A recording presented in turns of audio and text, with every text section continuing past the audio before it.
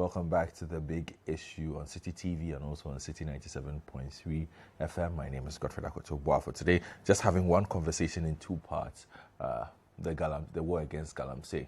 In my estimation, an overwhelmed state that is struggling to come to terms with this whole illegal mining problem. The face of it, Chinese illegal miner Aisha Huang. Does she deserve to be the face?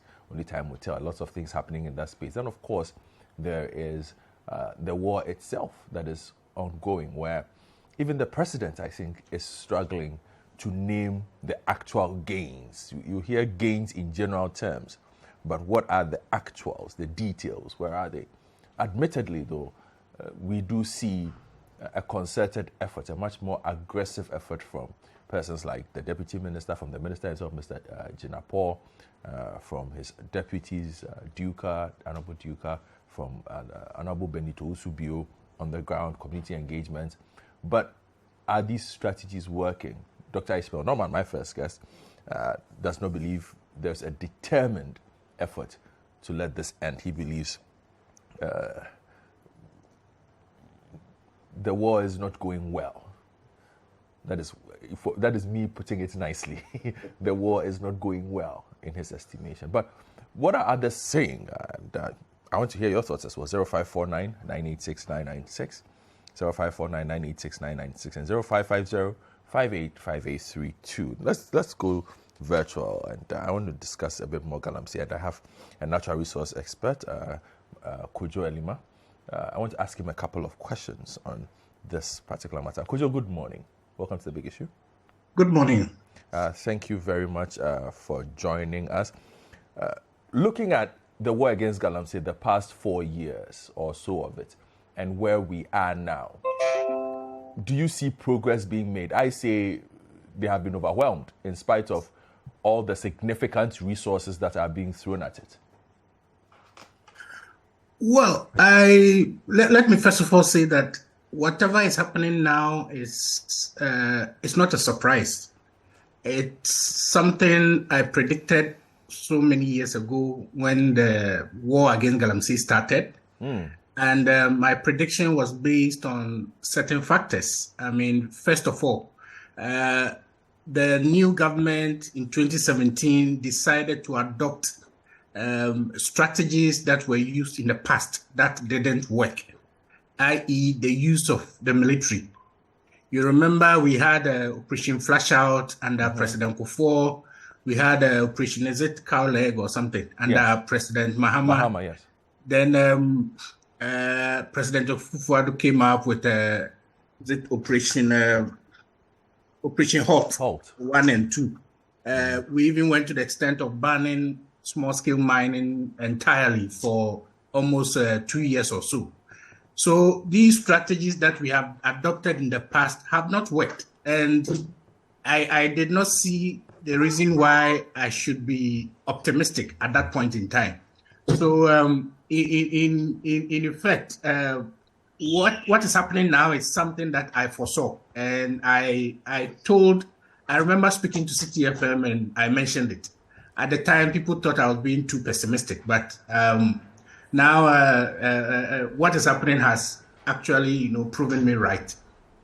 Now, the other things that have been done, if you will allow, I can go on. Mention 2 or 3 things that we have done wrong.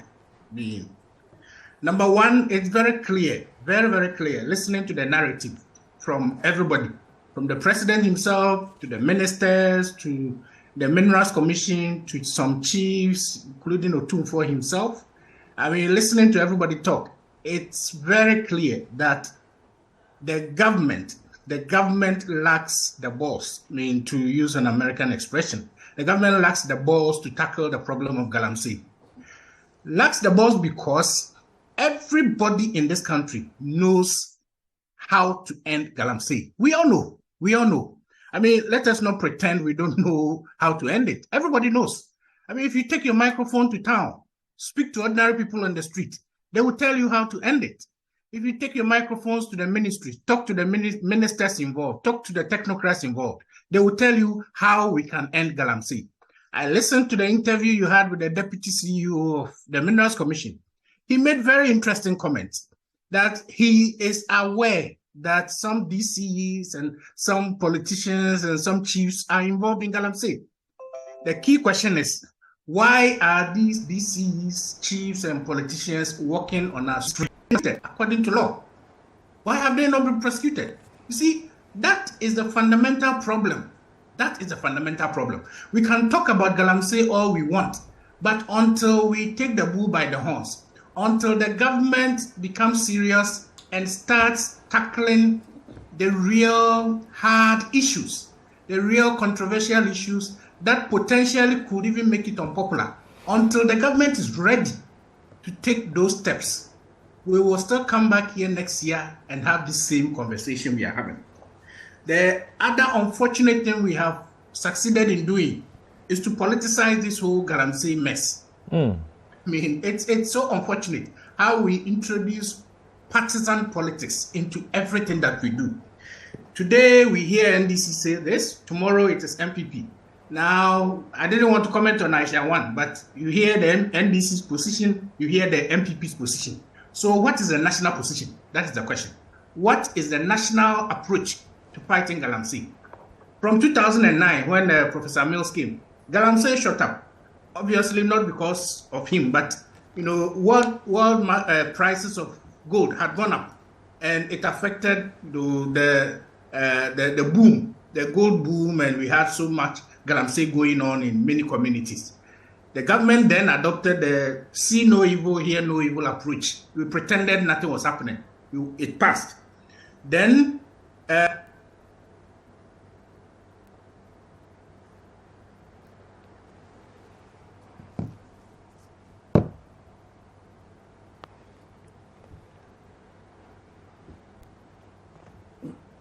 concession. Party leaders were the ones doing the registrations in the communities and so on. So eventually we killed it. We killed it before it even took off.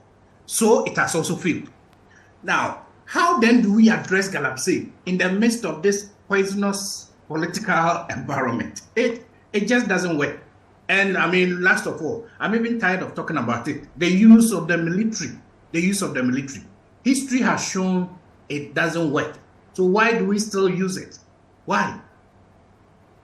Well, but in discussing some of the strategies that have been placed and the difficulties, for instance, in arresting or prosecuting some of these persons. Last week, for instance, I spoke to the Small Scale Miners Association from their PR. He said the best thing that happened, in his estimation, was the complete ban that emerged initially, and then including in forest reserves. And his greatest disappointment, and what he feels led to the situation worsening, was when the so-called exceptional circumstances for persons to mine in forest areas bit came into being, and also the lifting of that ban. What are your thoughts on that? Interestingly, in the period of the ban, Ghana, the contribution of the contribution of small-scale mining to our total gold production went up. What happened? We were under a ban. There was a ban. Supposedly, nobody was supposed to be, nobody was mining. So how come the contribution of small-scale mining to our total gold production within the period of the ban went up? I'm sure you can answer that. Whilst there was a ban and miners were asked not to mine, in the deep forests on the blind side of the government, on the blind side, not of the government, on the blind side of Ghanaians, some politically connected people were busily mining. And this is a fact. This is a fact. So again, it comes back to how we, somebody put it this way, that it's like we start something good and then instantly we press the distract button and we destroy it again. That is certainly what happened. I was against the ban because whilst we were attempting to address a problem, by the bad nuts in the system, we ended up hurting the genuine small-scale mining companies. We ended up hurting them as well. And it also hurt our economy, So the point really is that if we adopt a strategy, let us ask ourselves, to what extent can that strategy help us address the problem at hand, irrespective of the political ramifications, irrespective of the economic cost that will emerge? For me, that is more important than, doing the blanket, adopting a blanket strategy, and then on the blind side of everybody, you will have some people who are supposedly well-connected, breaching the law and not being arrested. That is where my problem is. There are those who have also said solving this requires an economic approach. So, for instance, this alternative livelihood plan that has been put in place seems not targeted enough, because, for instance, your mid-level galamsey miner is not interested in making 50 cedis a day or something. He makes more money than that. So if you put in place a strategy that earns him a bit of money, as compared to him focusing on this illegal mining and making a lot more money, he's not going to take that bait, as compared to perhaps the man or boy who maybe carries a pan or something and earns maybe 10 cedis or 20 cedis a day, and perhaps might be more amenable to some of these alternative livelihood plans that have come along as part of the government strategy. What are your thoughts on that? I think one of the things we have also not done right is to approach the whole galamsey problem as look at it on it's a very well structured industry. We are not able to look beyond what we see. When you are far off looking at them, you would think it's just just an activity going on, destroying the environment and so on. When you get close, you realize the structures. Now, within the galamsey community, there are different levels. One, there are those who are doing galamsey purely on the basis of livelihoods. I mean, they live in a community, very resource-rich community like Obuasi, Takwa, Pristia, and so on. They live in these communities. They are unemployed, probably because they don't have any farmlands.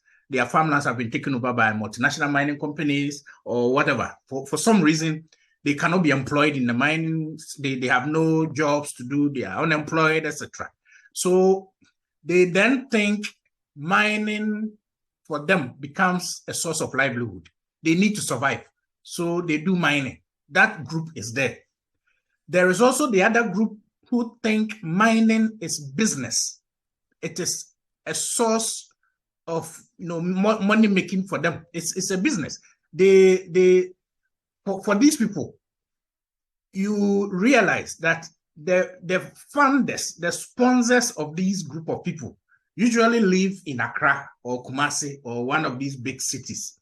And they have invested their money in the illegal enterprise. And they employ a supervisor in the community who then employs these youth, these young boys who are unemployed. They employ them to work in the mine, and they are marked 100 cedis or 200 cedis a day. That group is also there. Now, if you are going to adopt a solution to the problem, you will need to have a structured response. For those who are doing it as a source of livelihood, is there any other thing we can do to support them? Can we sit with them? Can we talk to them and find out if there is any other source of livelihood they can adopt apart from mining illegally? For those who are doing it as a business, why are they doing it illegally? Is it that they are not aware that they need to get a license? Is it that they think the process for getting a license is too cumbersome and so on and so forth? We need to adopt a structured response to all these. Now, for those who are doing it as a business, coming back to the fight against galamsey, one of the reasons we have failed to get them out of the system is that we always target the workers who are marked 100 or 200 cedis a day, who are usually seen on the site. Community people, young people, unemployed. They have no source of livelihood. They are employed by somebody in Accra who has invested his money in this illegal business, and they are employed so that they can put something on the table of their families. Now, they are arrested, the TV cameras capture them, their pictures are taken and splashed on our front pages of our newspapers, and we think we are fighting galamsey. No. Until we get to the sponsors who are in Accra or Kumasi or any of the big cities, we are just we are just wasting time. So I think yes, the economic approach is good, but then let us know why people do galamsey and then address their need. Adopting a wholesale approach, Operation Hot, destroy machines, destroy that, it's not working. Because today, if you arrest 100 youth from the site, 100 young people who are from the communities, who are earning 100, 200 cedis a day because they are hungry, because they are unemployed, you arrest them, and you charge them, you jail them or whatever. Tomorrow morning, the sponsor will still send additional money to the supervisor to employ additional young people to go and work. So the cycle then continues. So I believe in we adopting an integrated approach. Part of it should be that those who are really interested in mining, how can we support them to do the mining in a sustainable, environmentally sustainable way, so that they can earn their income, they can earn their profit, and we can also mainstream them into the larger Ghanaian economy, so that at the end of the day, the nation will benefit from their operations. They can also benefit from their operations without doing much damage to the environment. There are also those who are compelled to do it because they are unemployed. They are school dropouts or something. Now, for these people, what do they want to do? I spoke to a couple of them some years ago, and most of them said, well, can we learn a trade? I mean, some wanted to be mechanics, some wanted to be drivers, some wanted to be, they wanted to be artisans, but there was nobody to help them, to hold their hand and then help them, support them through the process. Can we design something like an apprenticeship program for these people and pay them some money whilst under apprenticeship, so that they will not be tempted to go back and do this illegal trade? There are so many other solutions that we can adopt. But then it again begins with understanding the galamsey thing itself, without looking at it as without adopting this one size fits all kind of solution to it. Thank you, Kojo. Do stay on for me. Let me come in studio and have a conversation with two other guests who have joined me. The Member of Parliament for Tamale North, Alhassan Suhini. Today, he's wearing another hat. Not the literal hat he's wearing. He also serves on the committee in Parliament that handles this, right? Yeah, partly. Partly, yes, because I've seen you on a couple of platforms addressing this matter with other persons. And then, of course, the man who used to be the face of the fight against galamsey a couple of years ago, Charles Bisu, former secretary to the Interministerial Committee on Illegal Mining. Charles, good morning. Good morning. It's been a while. Yeah, I know. How are you? Well, good to see you. And I will start from you, Charles, because we are having this conversation. Galamsey, as always, has appeared, but this time with intensity. First, Aisha Huang, and then this one. I will not talk to you about the Aisha Huang situation. I'll talk to you about the general galamsey fight. Okay. Since you are here at this time, and we've spoken quite at length about the Aisha Huang situation in the first hour with Dr. Norman. You must feel conflicted sitting here this morning, looking at this conversation based on work you did a couple of years back. You should have been discussing progress. This isn't progress. Okay, thank you, and good morning to Dr. Norman and Alhaji Suhini. No, I'm not conflicted. I think there's progress. Okay. Yes, you can only say there's no progress when we have empirical evidence, maybe 20 years ago, what we did, and then with a benchmark to this. previous governments started doing something. And then under this government, Nana Addo Dankwa Akufo-Addo's first term in government, he actually boldly stated it in his manifesto, I think page 84, to restructure the artisanal and small-scale mining sector. And then following that, he formed the Interministerial Committee. And because before the Interministerial Committee was formed, there was a manifesto. And the manifesto spoke about the enormity of the problem. I mean, by identifying the problem. So he traveled into the manifesto.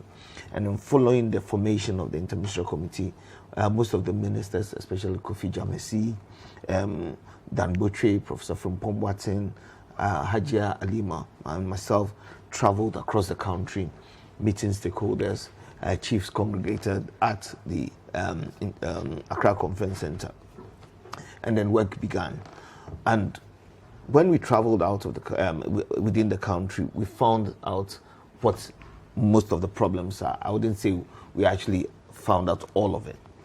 And then we brought stakeholders together. The Small Scale Miners Association joined us, the various actors or the agencies within the mining sector, and then we came up with a roadmap.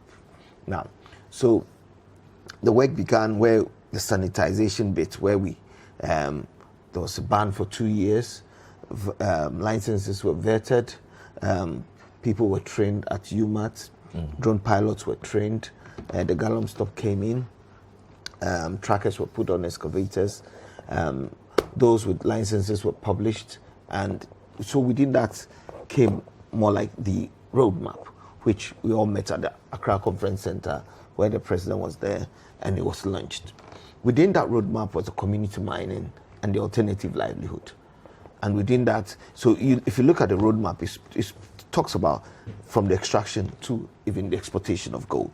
So it actually spoke about everything, exploration, prospecting and all that. Because some of the problem that we actually found out was that the miner will go for a license because the small-scale mining is a preserve of Ghanaian per Article 218. And there was an influx of foreigners. The influx of foreigners came as a result of the miner not having the wherewithal, the financial wherewithal to go and invest into it. And for me, it was more like colonialism still in our country, because when he goes to look for the Chinese or the Indian and gives them the license, that person takes over 90% of the gold away. And then the Ghanaian is left with little. So there was a need to address that. And so we came out to say that in future there should be prospecting so that you know the quantum of minerals beneath your concession, so that if you are creditworthy in accessing finance, so the money stays within Ghana. So all these things were done. So when the gentleman was talking, I think, what was his name? Kojo, yes.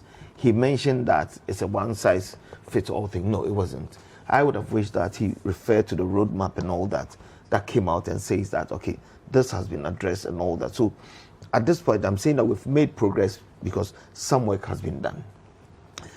It is, I take three actors, the government, the agencies, and the citizenry. Our attitude towards, because the Ghanaian attitude is said that we do things today and then we leave it and then start it somewhere again. And that's the attitude. Because if whatever was contained in the document, if we're saying that we should actually do things to be tailor-made or fit other purposes, then for example, we have to go back and bring all the experts from UMAT, Professor Amegbe, Kuma, all of them, the Minerals Commission experts, the same people or human resource gonna have to congregate again. And I do not think that they're going to come up with anything outside of what they do. Maybe there might be an addendum because as we evolve, okay. So some work has been done. But why has it been difficult? You've described a very solid foundation. Yes. Okay. What has been the difficulty in building on the foundation? Okay, so the same institutions. Yes. So the difficulty in building the foundation, I think we are taking our eye off the ball. I'm saying that some work has been done. For example, when the Interministerial Committee came up, one of the problems we identified that needed to be solved was that there wasn't transparency in the acquisition of licenses. Okay, so that resulted in illegal mining because the law, Minerals and Mining Act 2006, says that I think 60 days at the Minerals Commission, the application processes, and then 30 days at the 90 days altogether. But some applications have been there for about years. So that person is not going to wait. They'll go out there and mine illegally. And that's to the detriment of the state. Another thing is that the agencies were not actually, there was no synergy amongst them. For example, you go to the Forestry Commission, you're given a forestry permit. The onus lies on you to go to Minerals Commission for the license. Okay, that person is not going to waste his time, because if he goes to the Minerals Commission, it's going to take forever. So he goes out there. That's one of the reasons why I was hitting that video, because I targeted the forest reserves and make sure that nobody enters it. So we have to come out with a solution. Take out the human involvement and then use technology that when an application process starts, the moment it starts, the galamsey captures it. So if it is the Forest Commission that gave you the permit, it triggers it. So we know that the next person has to go to what? Minerals Commission. If there's a water body there that the course needs to be changed, you need to go to the Water Resources Commission for a permit. If you need to cut a tree, you need a salvage permit from forest. So all these things, so that we are all sitting there seeing what is happening. But I haven't seen the galamsey. Why? It's my government, you understand? Yeah. That's why I'm saying they're actors, because the government has done its bit. So the agencies. The drones are there. You bought the drones. Yes, but then since I stepped aside, I haven't actually done anything to do Were with they them. being used during your time? Yeah, we piloted them. We put trackers on excavators and all that. And then there was a flight hub. We brought the European Space Agency to train the agencies. You understand? So for me... So there are people who know how to use these things, trained? Yes, we trained 144 drone pilots. They were trained by the Civil Aviation and then lecturers from UMAT. And they went to Suchari for 2 weeks for training. And then they were supposed to... And then we did a pilot. And then some of them... And it was synchronized here at the Secretariat. Now, I remember we used to call... there was the trackers on the excavators, where we had a call center. When somebody moves out of the geofence area, that person is called. You understand? To say you've out is gone. So there was more like the Hawthorne effect. You understand? Somebody knew that there's somebody watching what you're doing and all that. So then it means that, are we going back to the same thing where the state agencies, for somebody wanting to actually milk the situation, so the person deliberately becomes disorganized? You understand? People, yes, for me, people try to be disorganized. You are saying something important in a very nice way.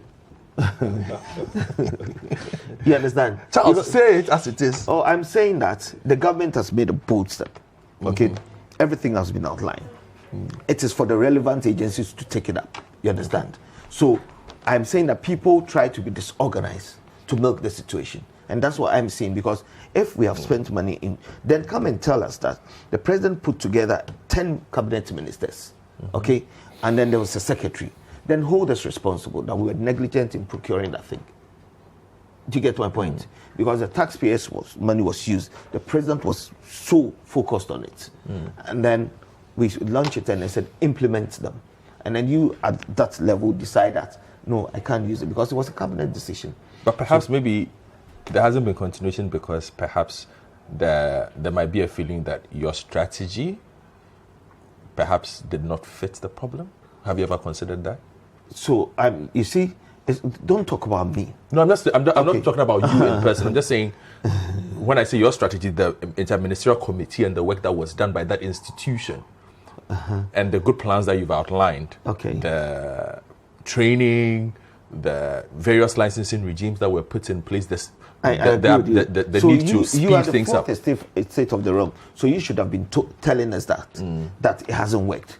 And for me, the table that we sat on was bigger than this. We had about 20 people there. The Small Scale Miners Association, Forestry Commission. We all sat down and finished that document. You understand? Somebody obviously disagreed because it's not working.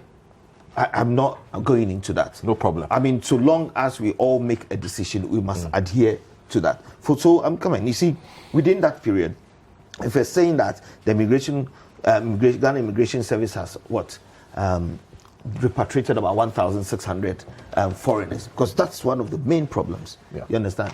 And then within the time that interministerial committee was formed, 570, 2017 to 2019, 572 were expatriated.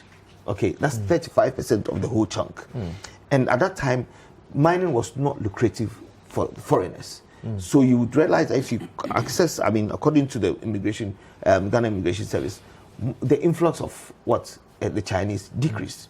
and those going back to their country also increase voluntarily. So there has been progress. I am saying that, or I use three operative words, that there has to be transparency. Yeah. Once there's transparency, the person now, the downtrodden person who wants to mine knows that there's something that is being done. Even if the person applies for the license and the person does not qualify, and there's transparency, he knows that the system is working. We must comply, and then the monitoring must be sustained. So I don't think we've gone, we've only taken our eye off the ball. Maybe within that chain, somebody is not actually doing certain things right. Well, obviously, a lot of things are not getting done right. But let me put you on the spot if I go to Suhin. Let me put you on the spot if I go to Suhin from where you sit. Again, you can decide not to answer or not. It's a fair platform. What is the difficulty in catching these sponsors? Kojo alluded to that, my other resource person. Yeah, everybody will mention Aisha Huang. She's obviously not clearly the biggest illegal miner in this country. I doubt she's in the top 5. What is the difficulty? Why can't we catch anybody? We've put the things in place, the processes and everything in place, but we are unable to catch a human being. Why? Charles? So, you see, I go back to the Galam stop again. When we did the vetting of the licenses, okay, the documents that came before us, there were some that they came and they said, we're a group. And then we said, go and bring the group so that we see them. And then he said, all of them are dead. Okay. And then one person comes here and we say, so there was no records of them. And then these people have gone through the Minerals Commission and have licenses. So who are you going to hold culpable? You understand? For destroying. So we came up with an idea. And all should have been in the Galam stop. What we did was that we said, okay, first of all, we must know the owners of these concessions and then hold them. So what Kojo is saying is right. Because if you're dealing with faceless people, then how are you going to deal with the problem? So I remember that I personally went to the Registrar General's department because I was sent by the 10 ministers. We had a meeting and said, okay, let's get the Registrar General involved. So all these companies had to go and register at the Registrar General. They were captured, the national ID and everything, you understand?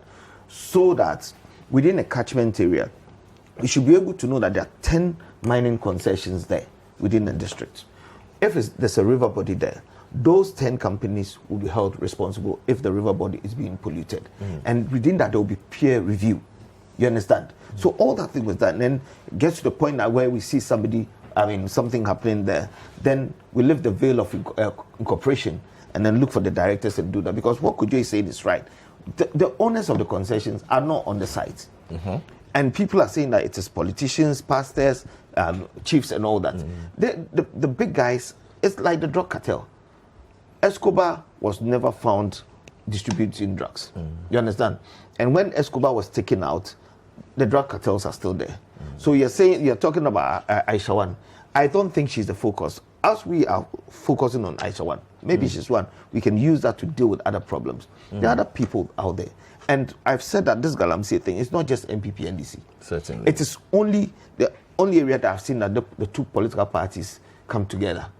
And I'll give you an example and I'll come back to you, answer this question. I remember a polling station officer for my party, because I was the regional secretary, then called me and says that an excavator has been confiscated and that if I can help them release it and all that. And the excavator belonged to an NDC man. You understand? And your government is in power. Your government is fighting against illegal mining. And we've arrested an NDC person, confiscated the excavator.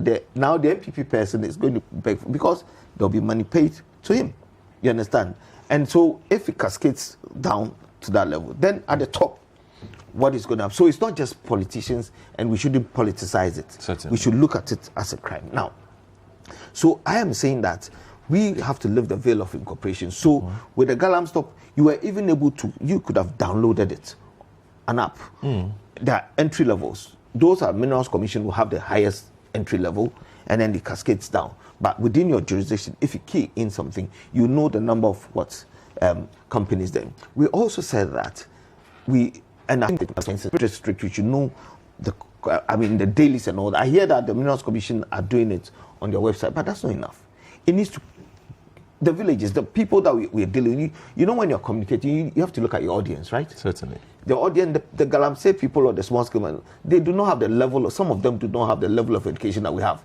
So if it's published in the daily and then you actually take it to them, they will know. And the people, the village folks will also know this.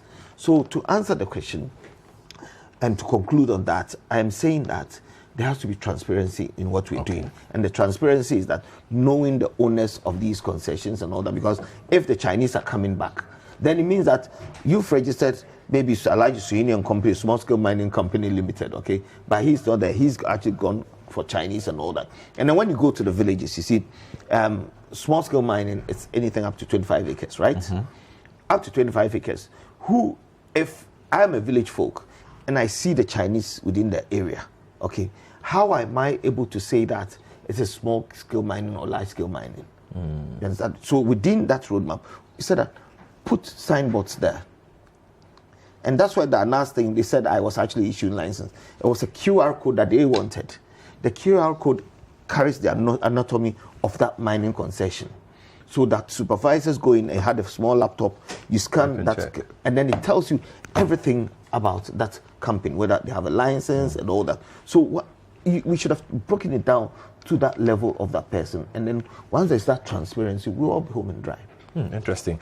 Charles Bisu, former secretary to the Interministerial Committee on Illegal Mining, trying to explain what the big picture was and why perhaps we have not made the kind of progress that should be made based on that particular strategy that was put in place. Let me come to Honorable Suhuyini, Member of Parliament for Tamale North. I'm sure for you are clear in your mind. I've heard you on several platforms. The war against galamsey is not working at all. There's no war. You can. There's no war against galamsey. There is a war. We've seen the Navy. We've seen the police at work. It's a charade. Then it's a very expensive charade. Yeah. And that is why some of us have been talking about the expenditure involved in that charade. But we should spend money. We are trying to halt this. First of all, I mean, when you asked my role, I said partly because Parliament is still struggling with how to, play oversight over the lands and forestry ministry. And sometimes it leads to a lot of confusion. So in the past, we used to have the Mines and Energy Ministry. Yes. And because of that, the Mines and Energy Committee was, captured in the standing orders of Parliament as a committee to have oversight when it comes to mining. So you have the Mines and Energy Committee in Parliament, and then you have the Lands and Natural Resources Committee. Now the Lands and Forestry Ministry for Lands and Natural Resources is given oversight in Parliament by these two committees, Mines and Energy on one hand and Lands and Forestry Committee. So when it comes to issues of mining, a chunk of the work is done by the Mines and Energy Committee. A chunk of the responsibility lies with the Mines and Energy Committee.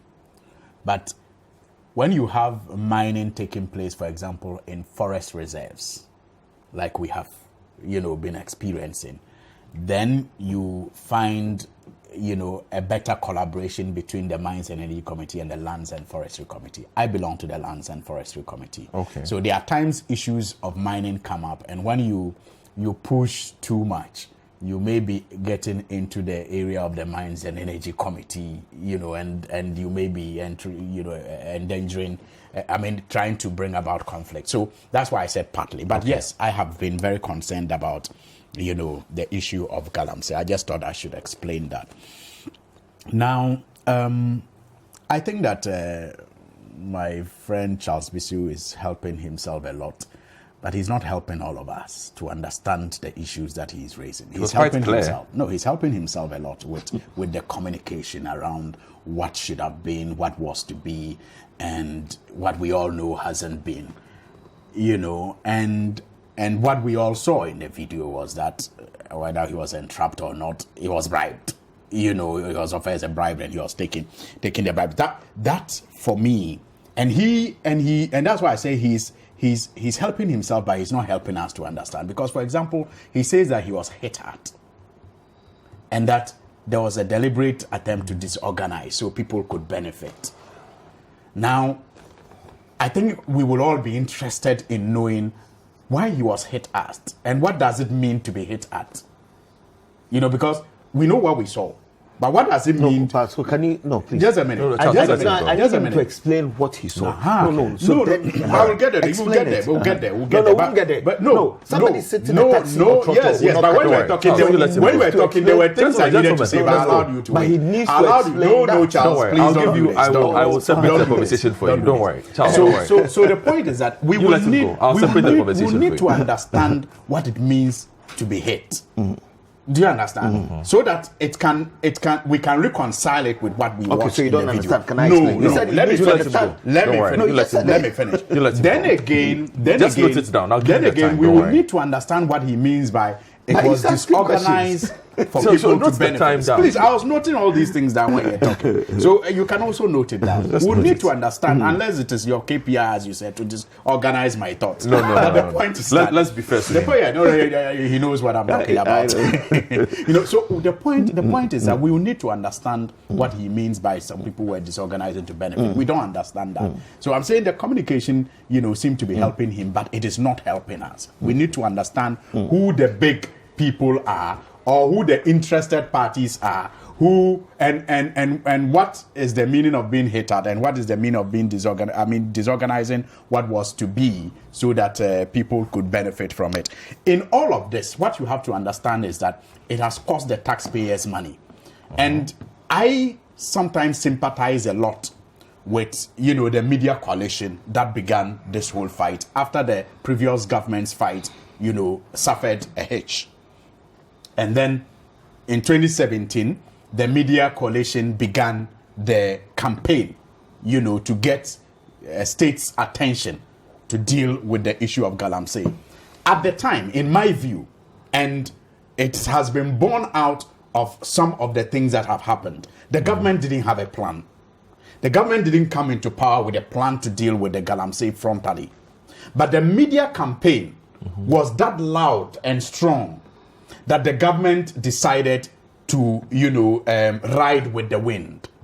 But at least that's how society works. I agree. I'm not criticizing that. Okay. I'm just making a point. I'm just stating the fact. I'm not criticizing that. But so it then resulted in what maybe Charles is also telling us. The committee was set up. They had meetings. They traveled the country, and they started forming ideas as to how to deal with, But it was a manifesto too. Which it's okay. I'm talking about how it all started. Yes. So that's why I feel sorry sometimes I feel sorry for the coalition because in the end the coalition suffered a very big disappointment when they started seeing some of the things that I refer to as a charade. As evidence of the charade. Okay, for example, you had Haji Alima Mahama, the Minister for Local Government, admit publicly to all of us that their records and their investigation showed that some district chief executives were involved. And yet, not a single district chief executive suffered any fate. Nothing. Not a finger was lifted against any DCE. Only recently, the Deputy CEO of the Minerals Commission has also made that same point. That's last week, Charles Tika. Yet, no single DCE has ever been held responsible. No, Samuel Tika. We have had evidence of the military, men that are sent out there to fight this menace, providing protection sometimes for some sites. The media have shown it to us. Sites that are illegal sites. We have had evidence of that, where calls are placed to people high up in offices. All of this went to demoralize the media that first began this campaign. But just to be clear, that doesn't take away from the strength of the platform that the Interministerial Committee built for the work against galamsey. No, you cannot blame them. Okay. I am saying I feel sorry for them. Okay. That's the point I made.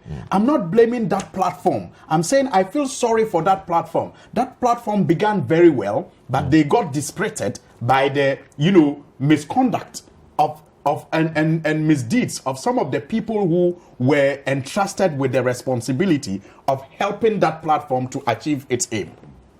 So they got discouraged. And perhaps maybe that is why we no longer hear the campaign as loud as it was. I mean, for example, Citi FM, you dedicated expensive airtime to the fight. What has happened to that? So I feel sorry for that platform and for all of you. Now, I mean, and let's call a spade a spade. Yes, we don't. I don't think that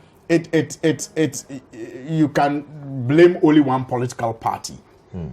But what is the main business line? I'll ask this question on another platform of the most famous regional chairman of the New Patriotic Party. All these things. I do not know. Well, you can choose not to know.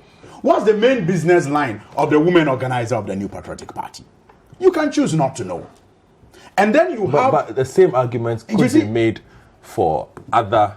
I will develop that point if you will be patient. That's why I started by saying that you cannot blame one political party. But we are talking about. In doing so, we are talking about you are highlighting the members of another party. We are talking which about. Is unfair. We are talking about. We're talking about the complicity that you have in the fight, which sometimes makes it difficult for even state agencies and institutions mandated to carry out their responsibility to carry them out because of the names that are involved in some cases.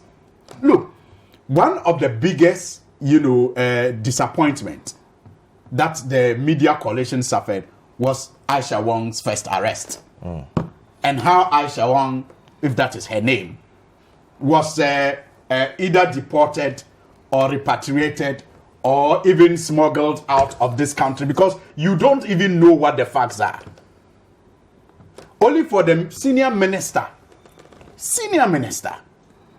of the president to come out and boldly tell us in the face that it was not financially prudent for us to, prosecute Aisha Huang, and that her repatriation, her deportation, or whatever happened to her was going to actually lead to the state getting billions of dollars and our bauxite being refined and all of that. And that they could not tell us the behind the scenes negotiations. And that we were going to gain nothing by prosecuting Aisha Huang.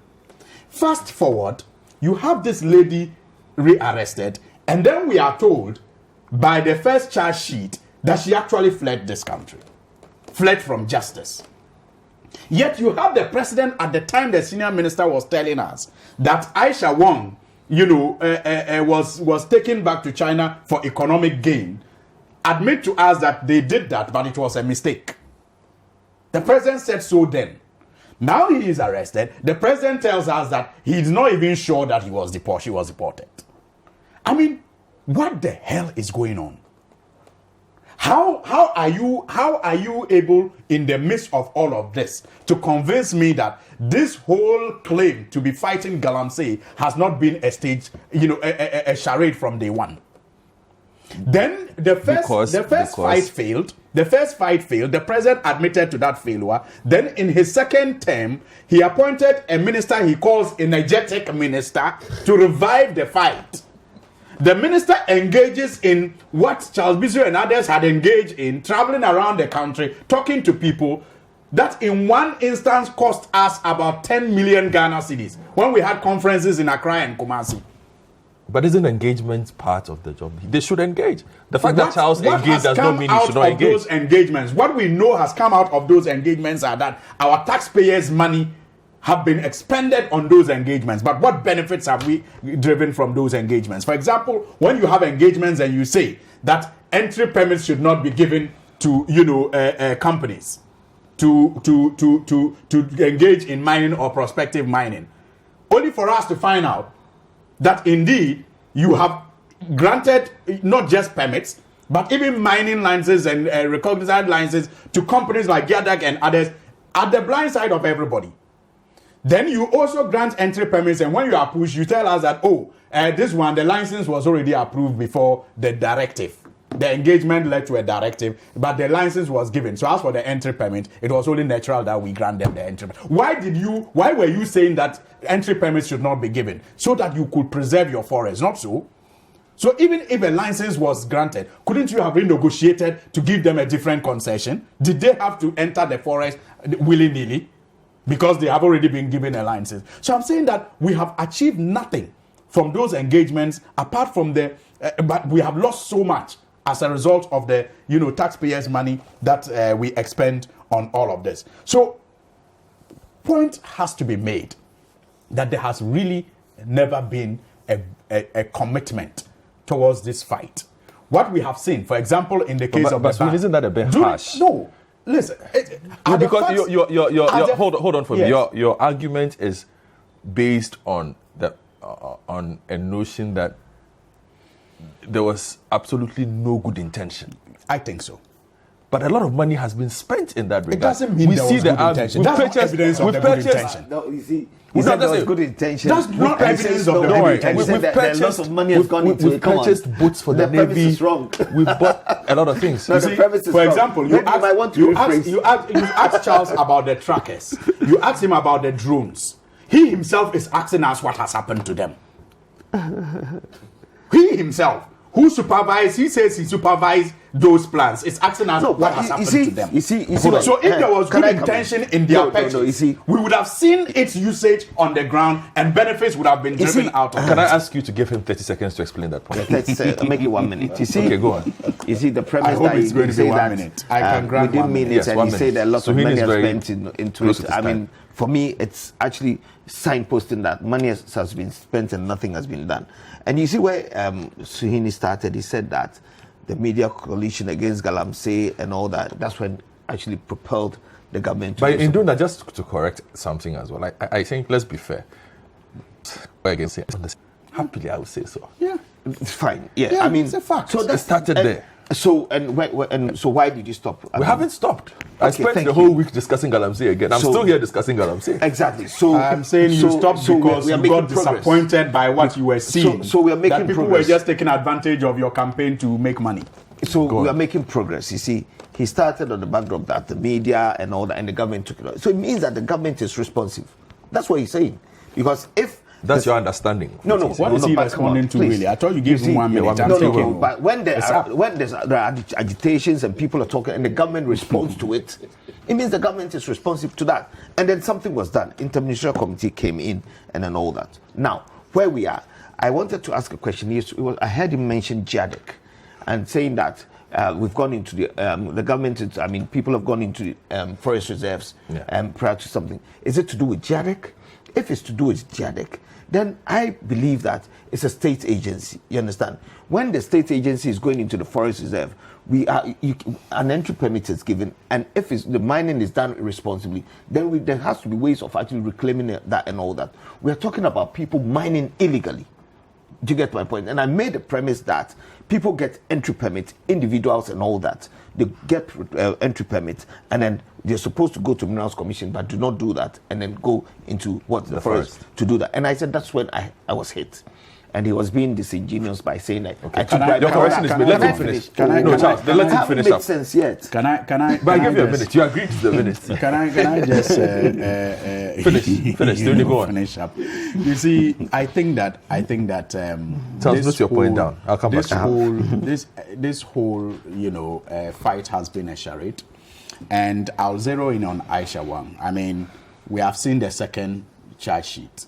Yeah, the amended ones yesterday. And 4. I hope that we will get another one, because the one that we have seen even looks worse than the first one.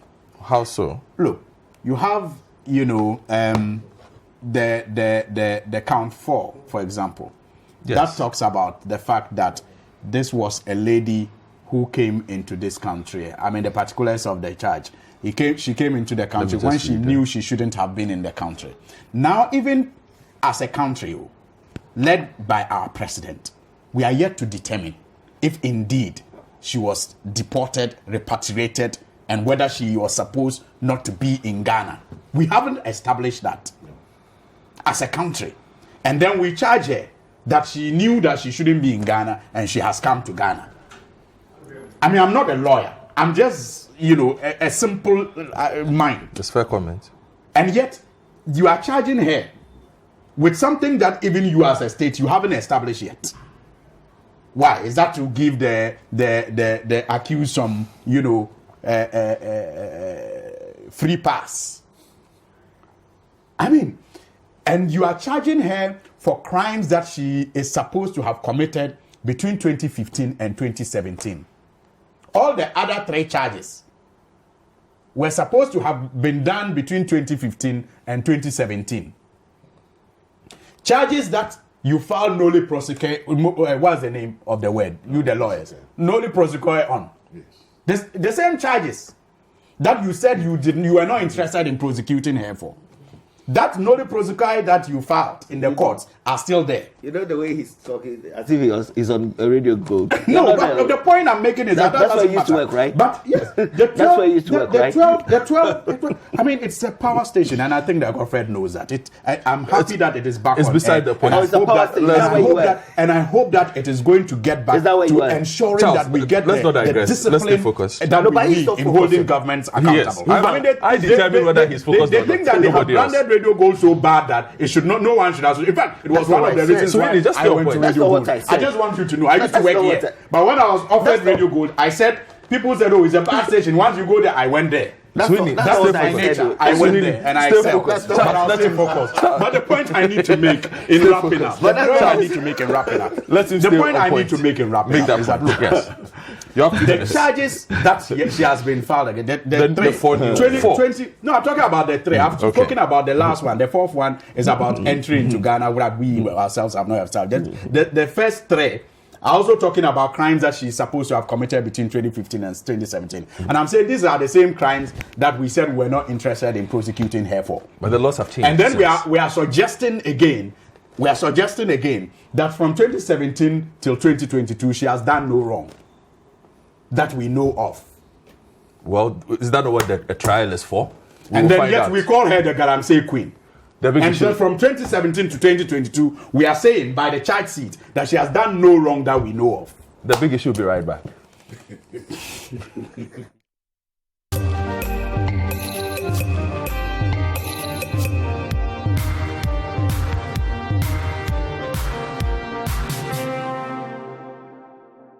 It's great when you come home late, tired after a long day at work, and have dinner sorted by Glovo. Hundreds of restaurants to choose from, easy ordering and fast delivery. At the speed of your hunger. Download Glovo, order food, groceries, or anything you want. We'll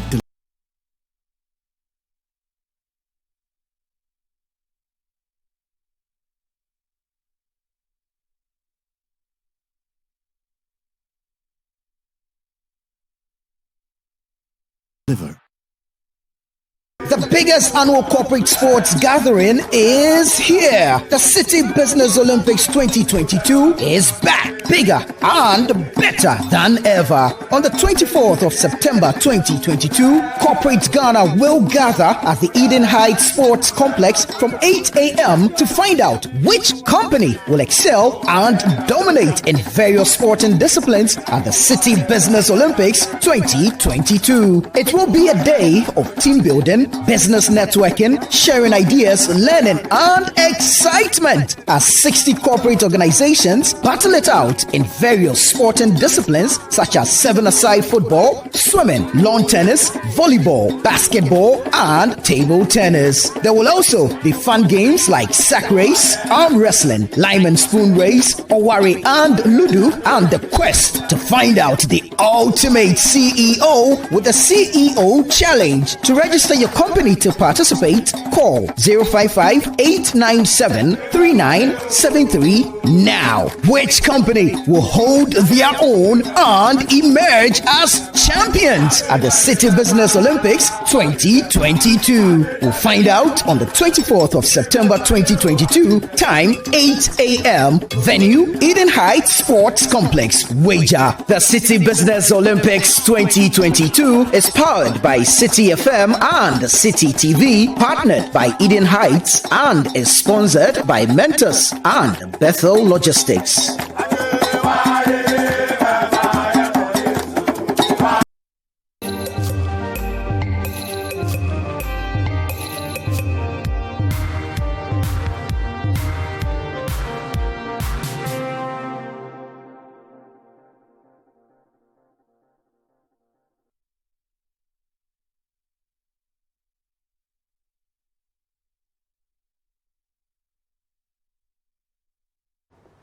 Welcome back to the big issue as we discuss the war against galamsey and where we stand with it and what progress can be made. We've been listening to Kojo and Lima, a natural resource expert, unless I've seen a member of Parliament for Tamale North. Charles Bisu is here, former secretary to the Interministerial Committee on Illegal Mining. Dr. Ishmael Norman is handling the security aspect of this conversation. And your messages have come in, and let me just take a few before I go to Dr. Ishmael Norman. It says, I'm wondering if the Information Minister, Kojo Ponkuma, will repeat his figure of speech comments on the, well, this one, okay. Bobby from Accra says, Aisha Huang may walk free. A lot of these things do not make sense. Looks like this has been carefully structured to manipulate the system. Well, he's not very convinced. Apia Dankwa says, the over-politicization is what is killing this country. I'm very sure the politicians know that we as Ghanaians cannot do anything. So they make decisions that only benefits them and a few cronies. If not, as a nation, why can't we deal with a minor, and he puts minor in quotes, issue like galamsey with all the funds that have been devoted into its fight? He's not very happy this morning. This one says, I personally think the fight against galamsey was at a point being championed by the media, but they allowed it to slip out of their hands. The media stopped following it at a point because they fell for the president's sloganeering. Okay, and I understand the media must accept its failure in the fight and pick up the fight again stronger this time. Well, we can only talk. Talking alone will not... It does something. I'm saying talking alone. And then this government is responsive. We can only talk. Suini said that... no, I'm just saying putting the weight on the media alone, yeah, but take some of it. We do. Yes, so we do, I'm just saying, but we can only talk. Sustain it. We want you to sustain that. Okay. Mm-hmm. Why is Mr. Osafo working free after taking a unilateral decision to deport Aisha, which has now turned out to be a repatriation? His Prince Henry says in any country, Mr. Osafo should be answering some serious questions. Then this Neil from Adenta is not happy with me this morning. He says, I'm just wasting his years. People know those who are causing this havoc to our environment and that there's too much pretense going on. So far, it appears it's only the president who has not admitted that the galamsey fight has been lost. All other top guns have repeatedly said so. He says, my motherland is now called Galamsey land. This one also says, good morning, City. Unfortunately, the so-called fight against galamsey is a lost cause because the people neck deep into it are the same people pretending to be fighting it. In actual fact, the fight is tantamount to deception. This is evidenced by all the adverse consequences the country is experiencing: muddy river bodies, chemical pollution, higher cost of water treatment, devastation of environment, destruction of cocoa farms, invasion of residential settlements in rural areas, etc. The whole thing is a big shame. I will... Diodene from Kaswa, I'll take your message and then I'll move on. It says, I agree with your guests, hitting the nail right on the head. We are not ready to solve any problem in this country. This is what happens when everything is propagandized. This coming from Diodene.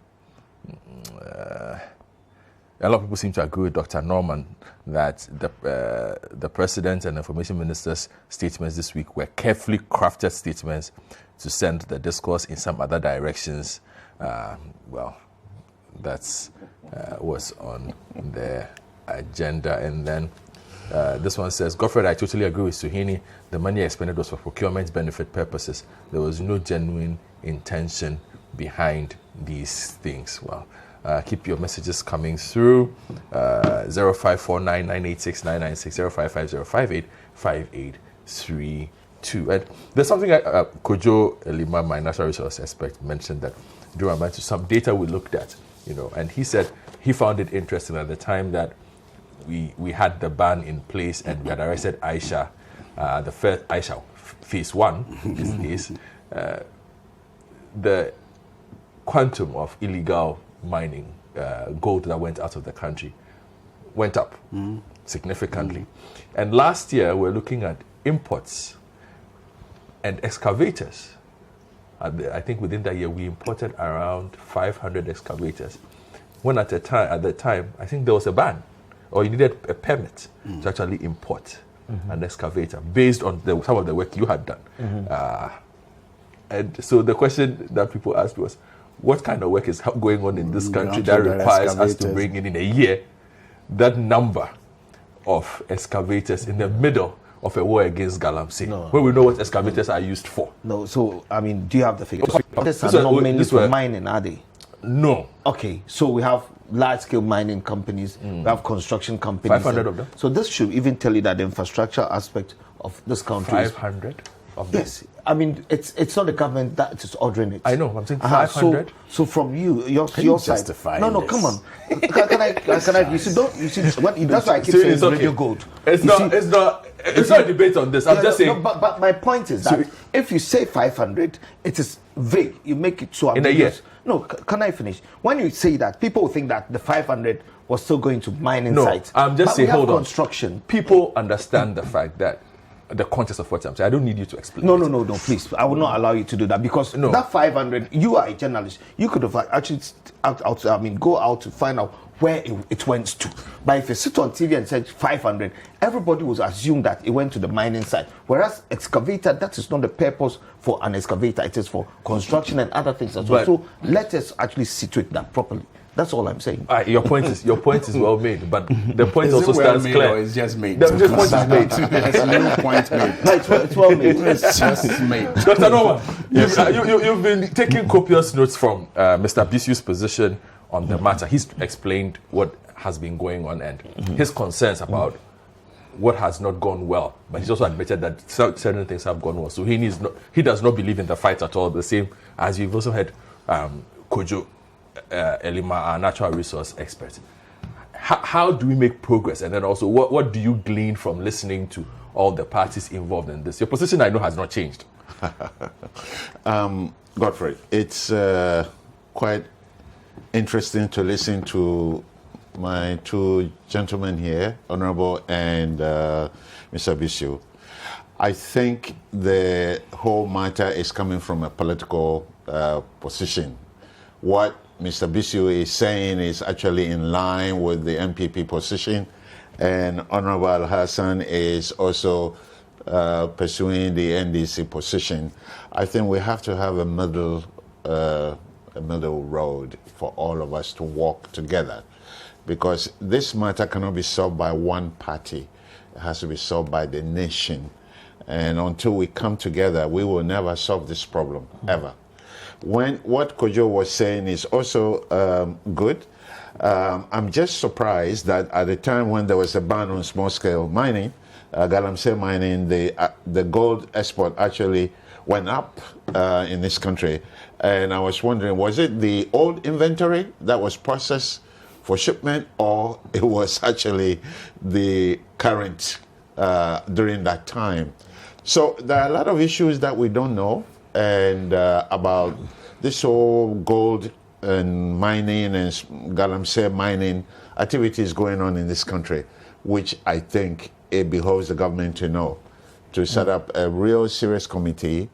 The problem with regime change in terms of anything that we are doing here, the paradigm shift, the same people who are doing these activities, some of them are implicated in the galamsey mining, are going to be sitting at the table to shift the paradigm. So the paradigm will shift to whom? And we don't have a new crop of people that will be invited to the table to discuss, even though the people are there. I think the political nuances that we bring to the table when we pick people from our parties to discuss important national issues is all part of the reasons why we don't seem to be able to solve any problem in this country. Any problem. You pick the issue and we have not been able to seriously solve it because of politics. For me, going forward, I think the leadership of this country, the current government need to get together with the old government, with the NDC government. One day, NDC will be in power, and this problem will become their problem. So let us work together now to solve the problem. And then everybody will own part of that issue. We need to do that. All right. Let me come back to Suhini. Let me come to Charles. Now is your time. Okay. So you had a couple of points to. Okay. First of all, let me answer the last one first, where he said during the time of the ban, gold exportation increased at the time. Don't forget that it was only the small-scale mining sector that was banned. There were large-scale companies, okay, and so they were also shipping out their gold. And during the time of the committee, we also, I remember we had a meeting with the president, and the president asked us to delve into that because people were smuggling gold from the neighboring countries and it was going through this country. That's accounted for. And the president was proactive in us dealing with it because Togo, Burkina Faso, don't forget that we are surrounded by others. So when the Chinese or the foreigners who actually exported gold out of the country, Ghana, illegal mining was banned, they started actually getting it from there. And then we had a large scale. So that accounted for that. Now, you see, for me, I'm a member of this government. I'm a member of the MPP. I was on one station with Suhini, and I said that hitherto we only had Ghana Broadcasting Corporation, which 6 o'clock, 12 o'clock, and then 6 o'clock. So now, if I sit here and then I churn out information that is not accurate, the next minute somebody's going to check it. Certainly. So in my communication, I've been consistent. And I remember Suhini saying that I was caught taking bribe. You see, my conscience is so clear that... But he hasn't said so on this platform. Oh no, he said he said he watched the video. I didn't even say that. I didn't. But you made reference to it. Let's not. I heard it. Let's not go there. I'm not worried though. I know you're not worried, but it's okay. He hasn't said it on this platform. So let's not address issues that have not been raised He here. said that I should actually answer what I was hit. How you were hit. And so I'm because explaining. what we saw in the video is different. Don't worry. It doesn't look like a hit. I am not worried at all. So that's what you I am not worried. It's okay. You see, it's a point for me to even help us to deal with the galamsey menace. Okay. You understand? Let me sacrifice myself. Yes, I was hit. I was caught taking bribe, which in fact wasn't true. You understand? But let it be the topic for which we used to deal with the problem. You understand? That when the issue came up, I stepped aside voluntarily. Who in this government has done that? Stepped aside for investigation to carry on. And my conscience is clear because I knew that I did nothing wrong. I'm sitting on national TV talking about it, that the problem should be solved. Okay? So I'm saying that I will sit here, say certain things and walk out of the door, and then instantaneously people can check that information with. Certainly. So I sat here, it is my government, okay? I can come and sit here and say everything is rosy, which in fact wouldn't be. Because whatever I'm saying here, you can Google it and look for the roadmap, it is there. And then somebody will sit there and use a checklist to say, no, he's lying. So I am taking my government to task and saying, okay, we said we're doing certain things. Some of them have been done. So let's adhere to the ones to solve the problem. Because next year, or 2024, I want my government to stay in power. How am I going to do it? I need to, the things that we actually told the Ghanaian populace, because gone were the days where 4 years later, you go and lie to people and win power. The Ghanaian voter is discerning now. So the manifesto and the things which became the contract between us and Ghanaian, let's achieve them. If we're not able to achieve them, there must be cogent reasons why we have not done them. So in my preamble, I stated that the Galam stop was supposed to actually come out with transparency, which I haven't seen it.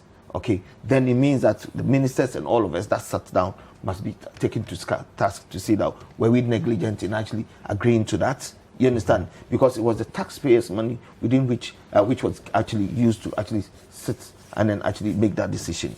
I've also mentioned that, yes, the community mining, it is happening. Is it transparent enough? Let's delve deeper, because once it is transparent, people will have confidence with us, and they'll have that goodwill. Like Doc is saying, that the matter must be dealt with. If we are politicizing and all that, it is not so much that the people at the helm of affairs, you can bring new people in and the problems will still be there.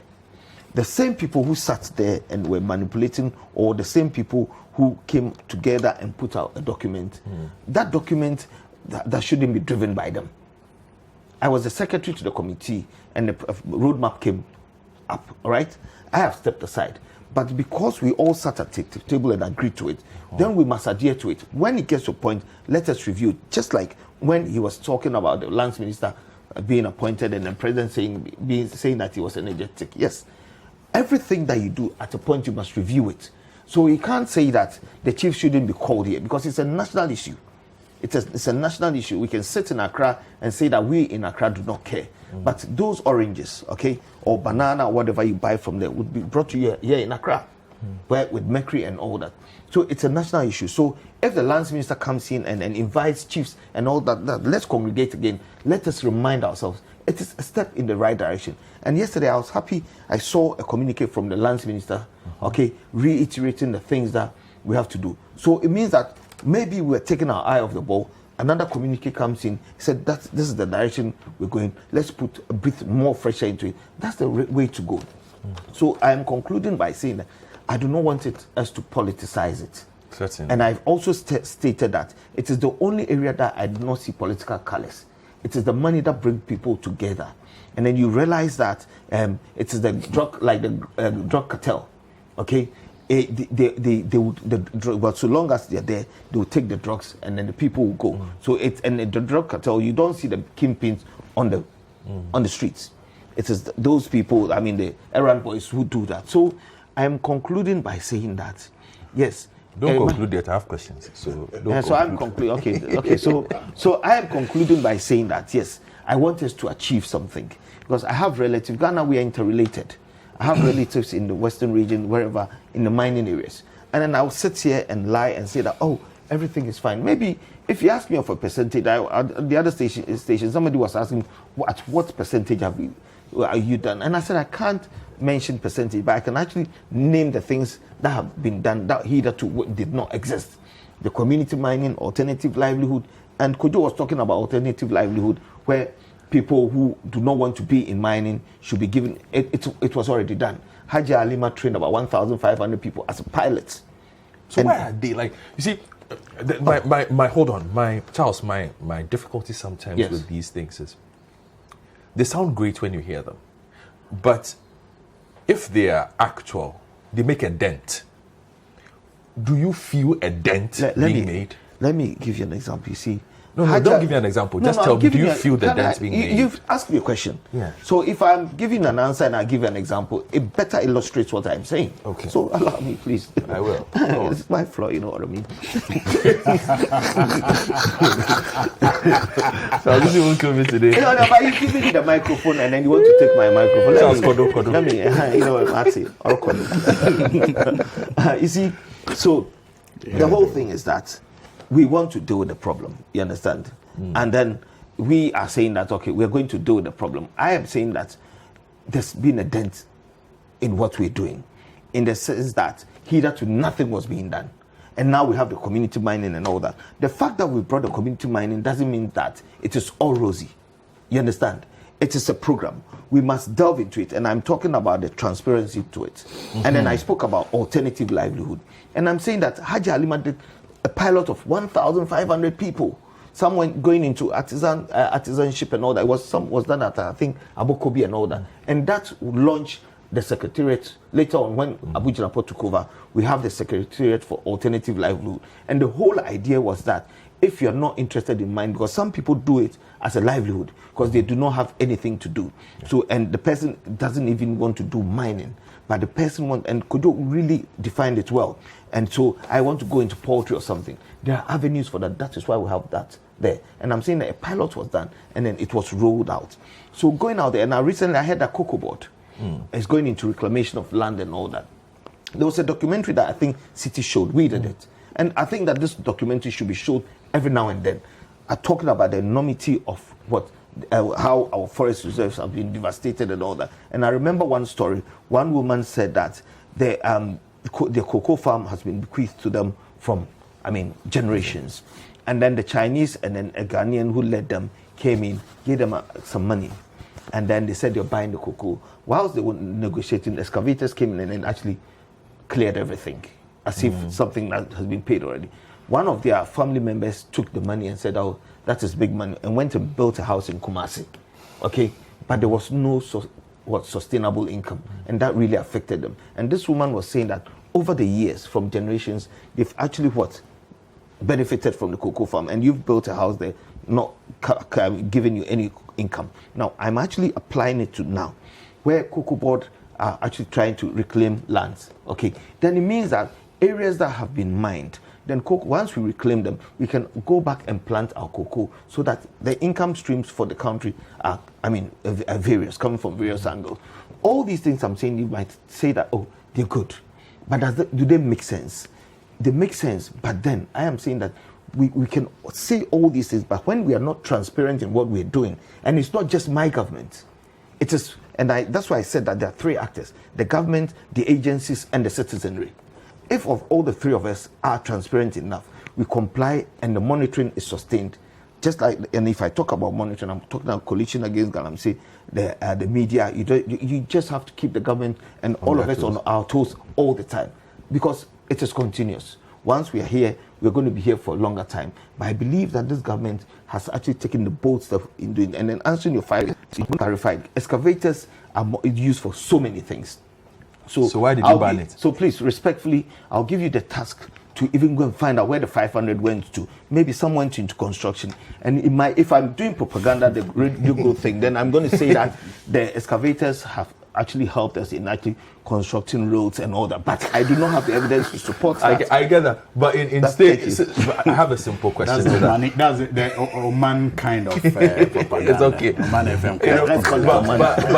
But Charles is not believing what he's saying, because if it was going into other aspects, why was there the need to ban it in the first place? The government could have said, well, hold on. The government said, I was part of the committee. Let me tell you what happened. Hold on. Let me ask my question. It wasn't banned. There was a temporal ban. No, can I explain it? Explain. The Minister of Transport, I was part of the committee. We were told that excavators that are coming in, there's a ban.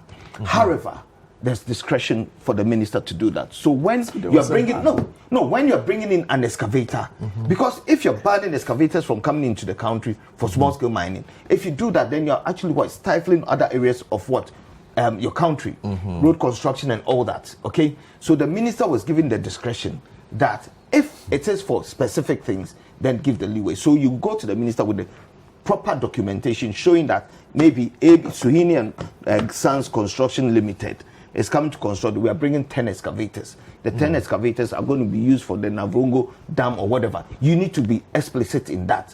So it wasn't a total ban. Thank you.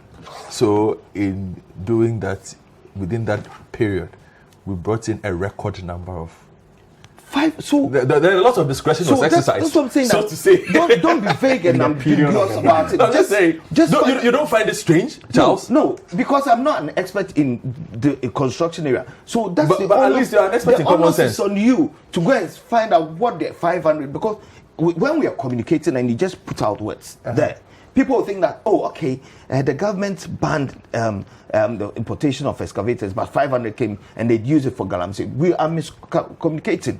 I need you as a journalist to go out there and say, the 500 that came, 200 went here, but we found 50 being used for mining, then we're having a conversation. Thank you. Okay. Point 1 minute. Let me also ask you. Sweeney, don't worry. I'll come to you. He's got nothing to say. I've said it all. On you spoke on the matter of transparency. I think one of the big problems that traditional miners and traditional artisanal miners and then small scale miners, there are differences, but we tend to use the term loosely these days. I mean, I guess because there's a difficulty in a definition, so to say. I hope you agree at least with that point. They spoke about the devolution of the licensing system. We spoke about the need to speed that up. Yes. And for most watchers, they consider that a key component in solving this galamsey problem.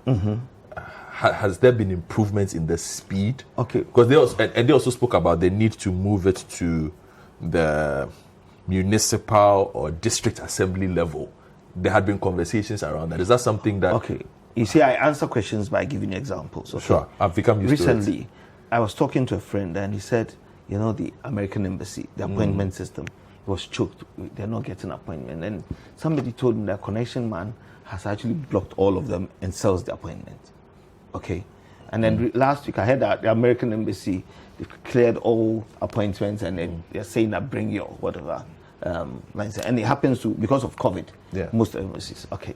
I'm talking about transparency. Even if we take it to the district level and people want to block it, they will do it.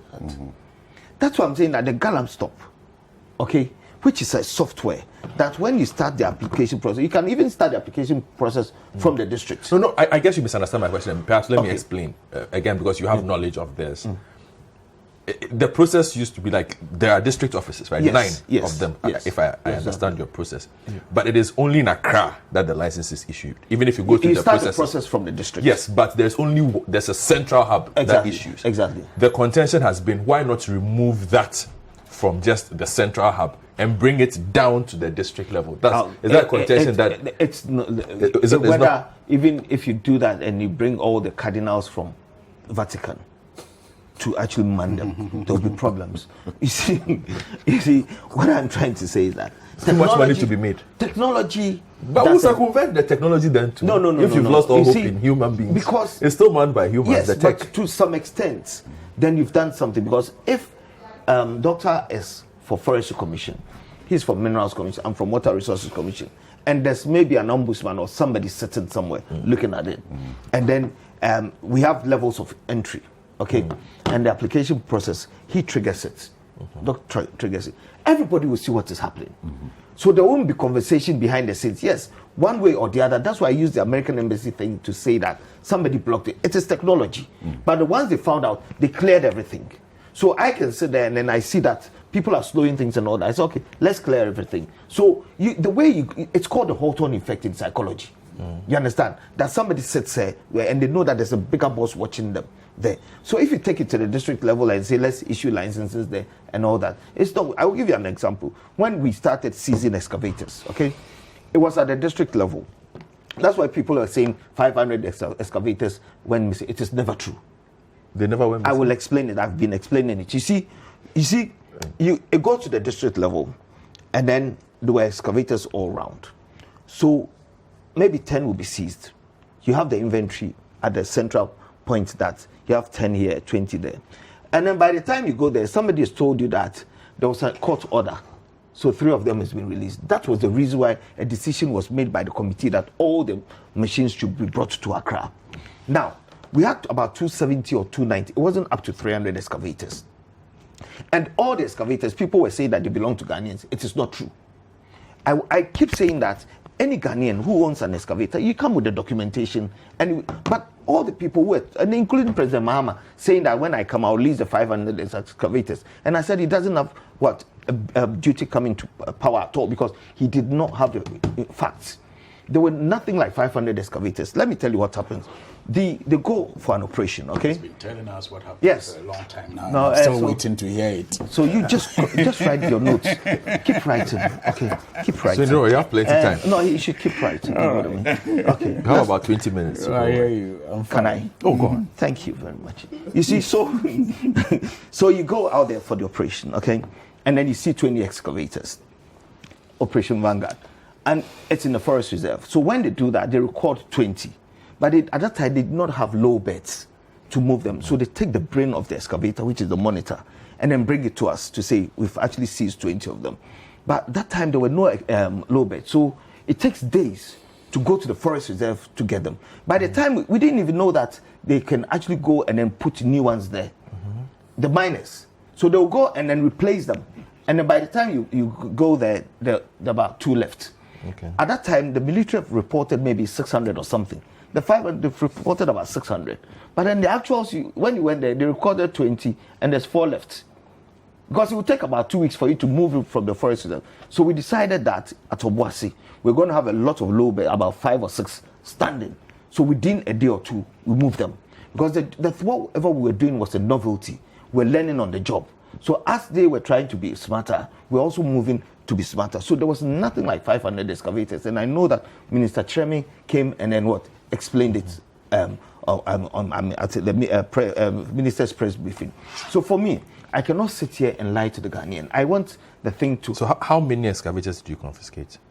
Roughly, there will be 270. It's not up to 300. Enough. And how many were you able to account for as at the time you were leaving? That's what I'm saying, up to about 300.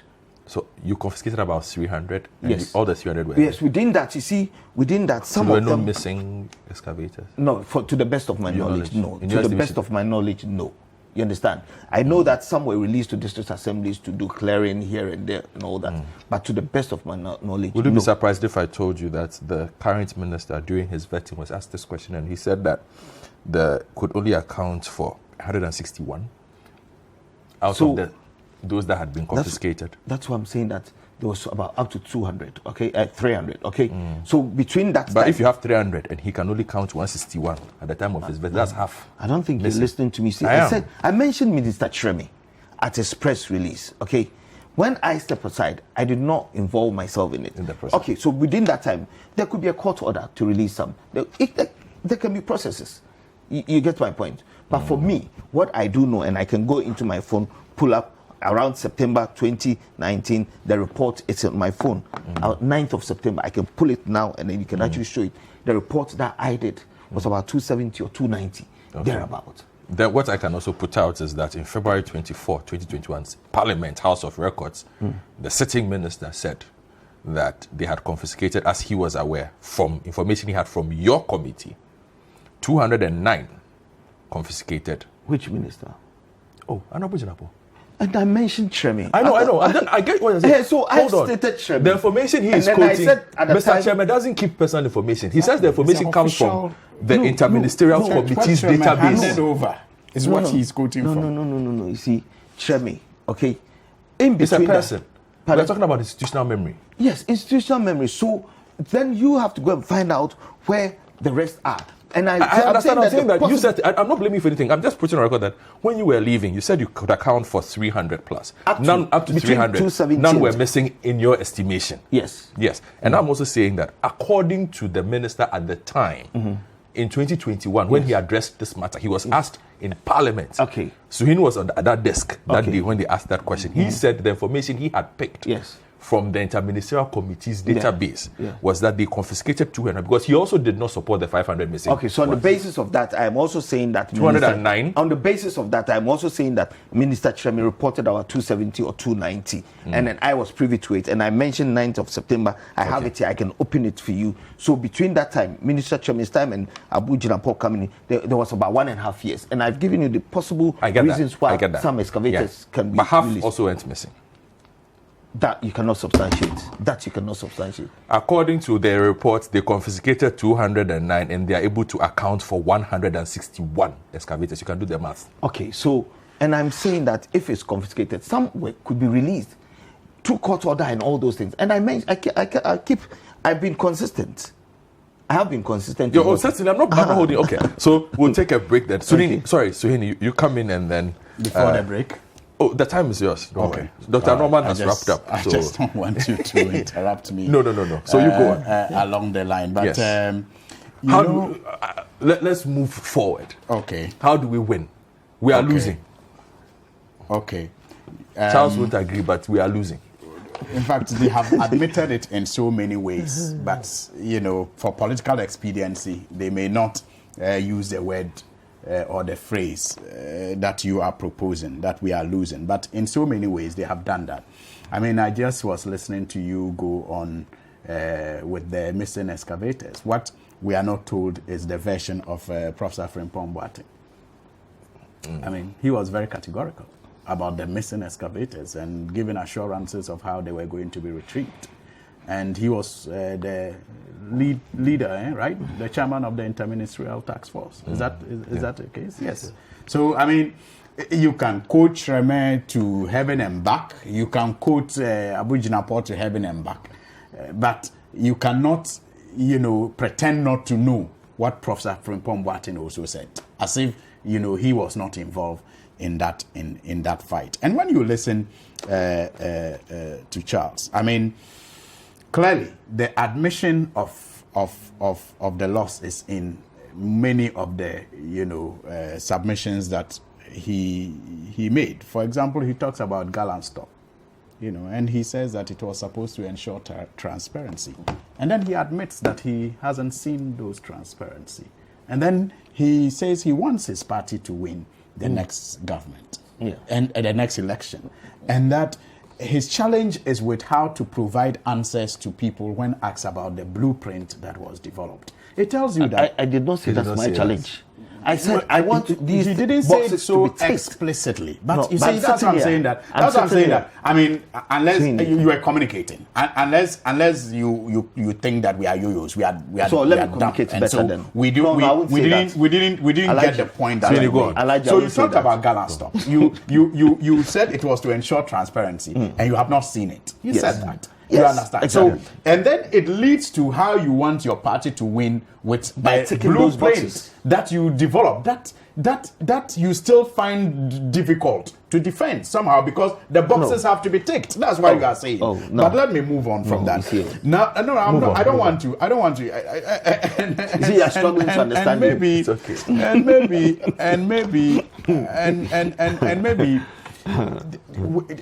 I don't know what else we want to use to establish the difference, and that's where I disagree with a bit with Dr. Norman when he says that Charles Bisu espouses the NPP's position and I espouse the NDC's position, and there must be the national position. I mean, I do not think that when we join political parties we lose our patriotism. No. We actually, I believe that we join political parties because we are that passionate about how things are done and how we think that they should be done. And so we offer ourselves to make a contribution. We may be wrong with our approach and our, implementation, but it may always, in most cases, not all cases, may be driven by the passion to serve the country and to show our patriotism. So when I speak of the media campaign that was started, it is not an NDC position.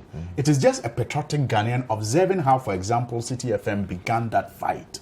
3 months or so, even before a coalition was formed. I'm just learning shockingly that Citi FM was not even part of that media coalition. A platform that I believe that enabled many people to just siphon money, in the name of fighting, galamsey. That's an allegation you cannot substantiate. I have already made that point, and I'm not saying it, under the bed or something. I'm saying that if, for example, you talk about all those fora that they held across the country and the cost of it, what have we gained as a people? So I'm saying that those constitute the siphoning of state funds. It was a platform, maybe well intended, but I'm saying that it led to people making money. But that's and the evidence again is in the points that you made. And see, when I say that, when I say that, I'm not saying that Self-lettings. as an NDC position. I'm saying that as a patriotic Ghanaian concern that such a good fight, ended the way that it ended. Again, when I talk about, the period of the ban, which should have been a good period for us to take stock and revise what we were doing that needed to be enhanced. What we're doing right that needed to be enhanced, and what we're doing wrong that needed to be curtailed. Like Charles was saying, then you have the facts that, Kojo and others are bringing to us, that within that period, we had an astronomical number of excavators coming into the country within that period. And then, on the other hand, we had astronomical number of gold exports within that period, when we're supposed not to be mining within that period, or doing at least small scale mining within that. I mean, so for all these years, the large scale plus the illegal plus the small scale could not produce the number of gold that we produced during the ban. I mean, it tells you again that this was a platform, like we saw in news reports, that were used to provide, in some cases, shelter for some people to continue the illegal business. Because we saw news reports of how some people were still engaged in the illegal mining, and sometimes even given, protection by the military. Hold on to that point for let's take a quick break. If I could just end on this, this the one, minister, for example, on the 16th of September, issued a statement giving us update. The Minister for Lands and Natural Resources, giving us an update, of the fight so far and what they were doing. Listed the number of agencies they are working with. Did you notice that the Ministry of Environment, where the EPA is under, was not mentioned in that? What kind of collaboration are we having as a result of what we call a renewed fight? It's an interesting observation, because I think that was one of the first points Dr. Norman mentioned, that he was surprised at the non-activity of the EPA. The Minister of Environment was not even mentioned, let alone agencies under it. That's correct. Let's really continue. We'll take a quick break. When we come back, the final leg, after about 10 minutes, we'll wrap things up on the big issue. An NDC position, if Dr. Norman raised it.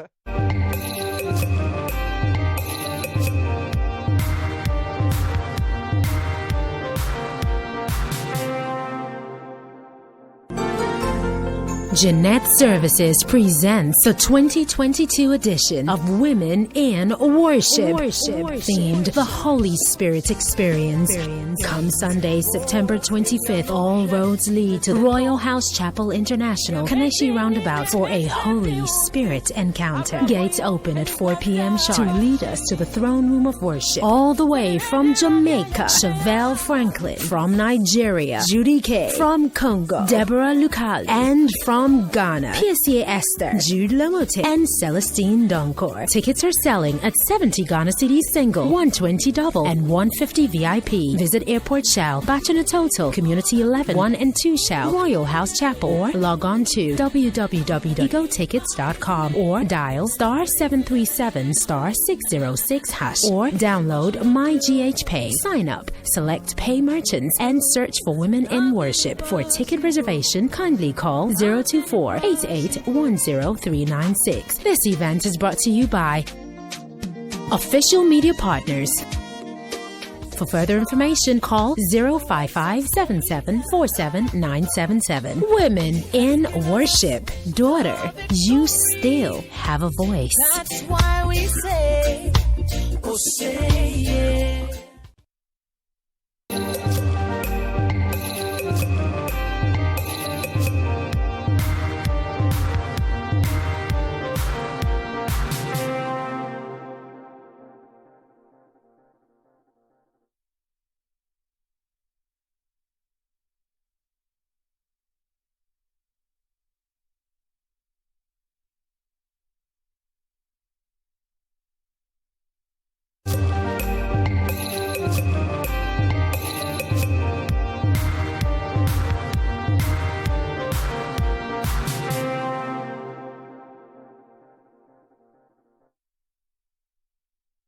We are back on the big issue. So, Rini, yes, you can finalize your points.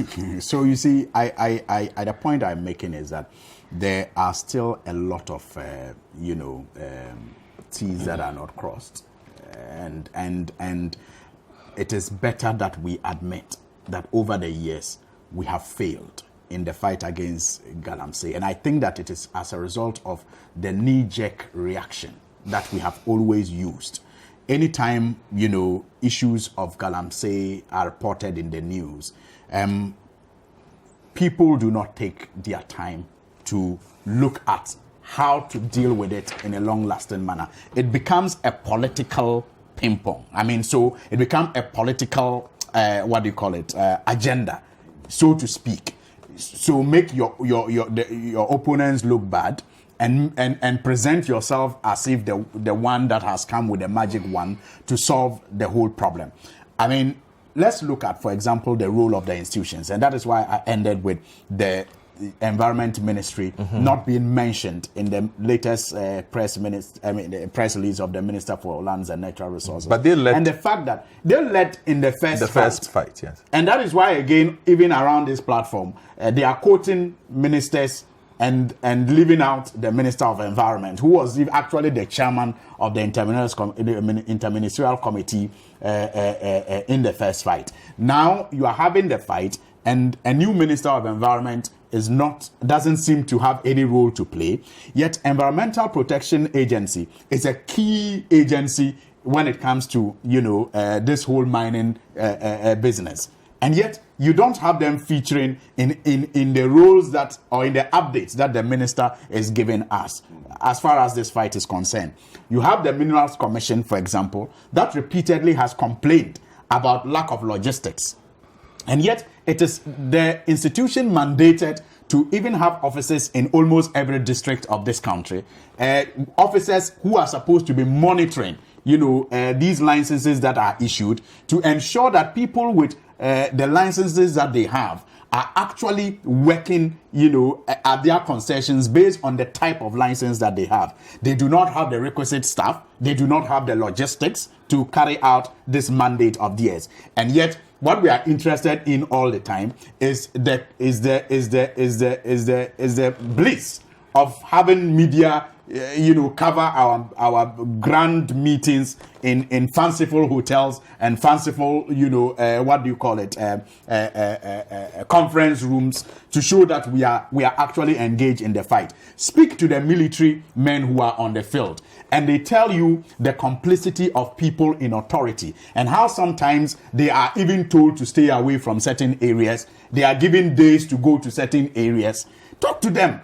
And these are all Ghanaians who are family members, who are friends, and they speak to them about their frustrations, even as they dedicate their lives to helping the state win this battle. All of that has to be changed. And I am saying that perhaps it is time for us to begin to shift the focus of the fight from the center to the state institutions that are mandated to do, the fight, by resourcing them adequately and expecting better results from them. In fact, not expecting, demanding better results, from them. We seem to have centralized the fight, and people are using the centralization to become power brokers, and also use that power sometimes maybe to hit at each other, like Charles would say, to hit at each other and to create what do you call it? What was the term that you used? What term did you use? To create disturbance so that they can benefit from it. We have centralized it to the point that people perhaps have the opportunity to do the kind of things that he is talking about, which is not helping, the fight. So let us perhaps begin to resource the state agencies, the Environmental Protection Agency, the Mineral Commission, and all the other bodies that we have set up over the years to deal with the issue of galamsey. The district assemblies also. But first, we must weed out those we are told are involved in it. That will take political will, because these are political appointees who can be fired at will by the president when it is determined that they are involved in it. And instead of coming to complain to us about their involvement, deal with them and then empower those assemblies, empower those agencies, and demand better from them. Okay. Can I ask you a question, please? Go ahead. So, Sweeney, you've done a wonderful presentation, okay? So all these things that you've said, okay, I think, would you admit that pertained during the era of the NDC as well? Which things? The things that you're saying that complicity here and there in dealing with this problem. Do you agree that people doing the same thing as well, using the nationalistic approach? That's what I said, that over the years we seem to have centralized the fight. I want to agree with you. We seem to have centralized the fight, and it looks as if the centralization of the fight has led to people becoming power brokers and using it, not in the interest of the state. No, I agree. But what I also do know, yes, that in the previous administration, over 4,000, Chinese nationals, for example, were deported or repatriated from this country. That number? Oh yes, I mean that number. It's been proven by okay, the. anyway, I know. Let's not dwell too much. But let me just wrap this up. You've wrapped up. It's okay. The question is answered. No, you didn't answer the question. It's okay. Let me read messages. There was a further one. Let me take messages from my those who are watching us. There's no other question for you. Moses from Bawi says the mining process starts with exploration before mining can start. It ends with reclamation. Is that what the community and small-scale miners are doing? That's a question from Moses from Bawi. This one also says, Godfrey, you are pretending as if you don't know all this galamsey talk was to make money. Moses from Bawa again says, Citi started the fight, other media houses joined, the government also joined with good intention of sanitizing the sector. Soon government officials and party apparatus realized that it is a money-making machine, and sooner than later they joined the petty illegal miners and made the problem gargantuan and unsurmountable. That is our true story. Babamu from Tamale Central says, this Aisha Huang brouhaha was just a wrongful act and must be corrected. The presidents and government appointees haven't done well on the Aisha Huang matter. So this one says, calling the fight against galamsey a charade is an understatement.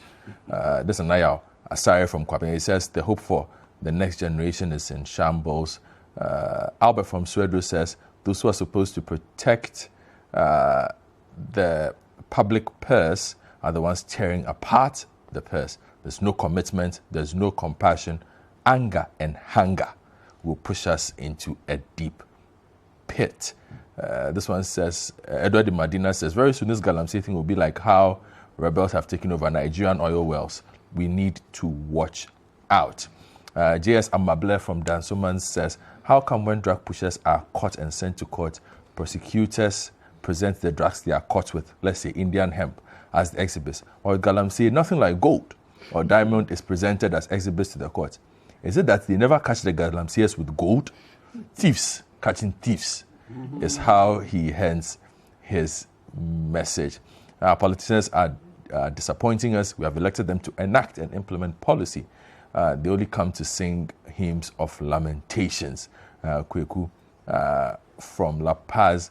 Kipo from Tuna in the Savannah region says, we always hear politicians are involved in illegal mining, but we are not told who they are. That is not helpful. Xylix Dwayne in London, good morning. He says, I don't believe Aisha Huang was even deported. These things don't add up, and this is perilous. He's not very happy this morning. So, in wrapping this up, I'm saying that, look, at Citi FM, we are committed to the war against galamsey. We've been committed to this for a very long time. We've committed significant resources to it, sent reporters into dangerous places, exposed them to danger that normally we should not expose them to, all in the name of bringing this to public attention, creating awareness of what the dangers are. We can only ask that there is a strengthening of that commitment by those who have the power to act, and by this, the general populace and the government. We have to work in concert to end this canker. You see, the reason why it's such a big problem is people might see that they are making money, but where will your money take you if you don't have water to drink? And it's the basics for me. Farmers, like I said, taking water to go and drink at the farm. Farmers purchasing treated water, what we call sashi water, to go and water their plants at the farm. That is not what we want. It means eventually we will not be able to eat. And this is at the heart of what makes this nation thrive. There are two things that carry this economy. Well, three these days. two of those are really, really in danger at the moment as well. Cocoa farms, which is cocoa. And then we have water. The water problem the Ghana Water Company has already complained about. Everybody uses water in this country. On the Citi Breakfast Show, we get complaints of people saying, I don't have water. Mr. Stanley Mate was on radio last week, admitted to the fact that sometimes they have to ration water. They won't tell you. But cost of production you're asking why you are paying more in utility tariffs. Galamsey is the reason why you are paying more, because equipment is breaking down faster. They are buying more chemicals to purify water for us to drink. So yes, you might make all the money, but like my guests have explained, one way or the other, this will touch you, it will touch a family member, it will touch somebody. I am very happy with Dr. Norman's call. We want to hear from the health community as well. What are you doing? What are you learning from these areas where galamsey is happening? I've heard a couple of doctors. Well, we hope they speak. Some diseases that they are beginning to, are not Ghana. So right. It's true. Very soon, it's touching the food we eat, it's touching the water we drink. An economy that needs money and relies on cocoa exports could also have problems. We've heard the EU for some time now. First, they were considering standards on deforestation. Now there have been complaints of finding some chemical residue in cocoa beans that comes from Ghana, and so they will start paying attention. And the cocoa board itself has alluded to this. And the EU, some might say, well, let them be. Well, all the money we make from our cocoa, that is where it comes from. The biggest buyers are Switzerland and the EU. Those two buy basically almost all our cocoa. So if they say, well, we have mercury and whatever it is in your cocoa beans, now we don't have water to drink, now we don't have food to eat, an economy that is already on its knees cannot also sell one of its most important products. And I'll leave you with something that Fifi Boafo, the Corporate Affairs Director of the Cocoa Board, said this week. 19,000 hectares of cocoa farmlands lost. 19,000 to illegal mining. That was their last report. Hectares. He says 19,000 hectares. He says he expects the next report to be worse. 19,000 is 2%. You might think it's a small number. It is not. 2% of cocoa farms in Ghana lost to illegal mining, and it is getting worse. Think about it. My name is Godfred Akoto-Bafo. Thank you to the Member of Parliament for Tamale North, Alhassan Suhini. Thank you very much to Kojo Lima, my natural resource expert. Big thank you to Dr. Ismail Norman. He spends the whole day with us, or half the day at least. And to Mr. Charles Bisi, former Secretary to the Interministerial Committee on Illegal Mining, for putting yourself out there this morning as well. Have a good weekend.